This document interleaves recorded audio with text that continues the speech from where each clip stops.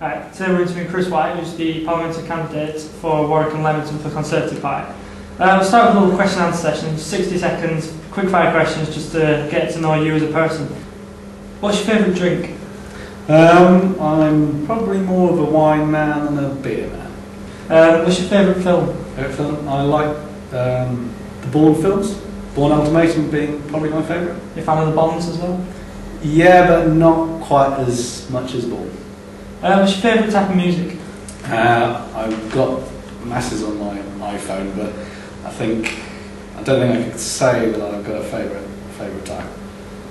What do you enjoy doing in your spare time, your hobbies? Meeting friends, socialising, reading, going to the cinema, pretty normal sort of stuff. Yeah. You got any favourite sports? I like tennis. I think Wimbledon's probably my favourite event. Yeah. So we'll get on to the questions that are going to affect students the most. We're going to focus on some big questions that we think are quite important to students. What will your party be doing to help students find jobs when they graduate? This is the most important thing, that you come to a good university, or an excellent university like Warwick, you've got to know that there is something to go to. I think the whole business of making sure the economy is right again is the only way we can make sure that there are jobs to go to, good and valuable jobs that make your degrees worthwhile, and fixing the economy is the only way to make that happen. What are your policies on higher education? Making sure that the experience at university is good, ensure you've got good courses, you're getting good lecturing, making sure that the higher education is not is open to everybody, that there are no barriers to people getting to university. Talking of these barriers, what's your personal stance on tuition fees? Do you think they should rise, or do you think we should keep them lower, or do you think we should abolish them overall? I don't think we're in a place to abolish them. I just got to think we've got to be so careful not to let this creep up and creep up and creep up. It's a lot of money for people to have to pay, and students coming out of university with phenomenal debts is a big worry. We've got to make sure that what you pay is worthwhile. Got to make sure that it isn't stopping less advantaged getting to university. Focus on Warwick students. Is there anything you plan to do for the students of the unit, or how are any policies going to affect students of Warwick in particular? Well, personally, I think the biggest gripe that students have is getting to university and getting back to university. I think the bus system needs some serious looking at to make sure you've got a better, more accessible service. We'll move on to more questions about policies, your main policies and your overall policies, but also how they're going to affect students. Keeping on that theme we were on a minute ago, what is your party doing to help combat inequality in society?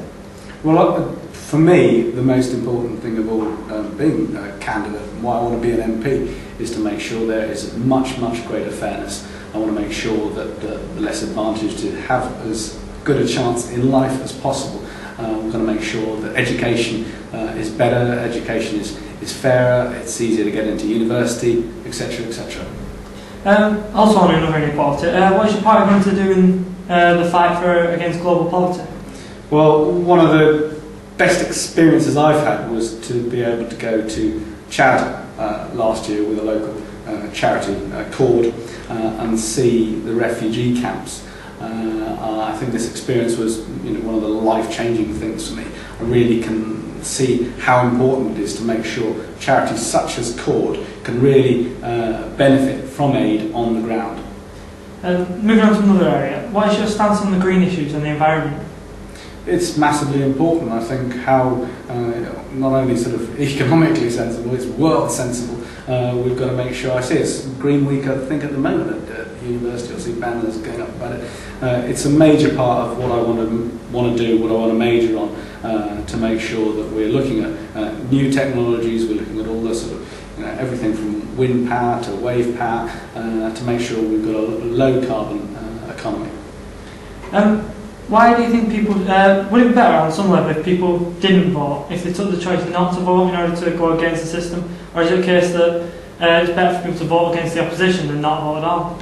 I think it's essential that people vote. I wouldn't want to see people just completely turned off by politics and politicians.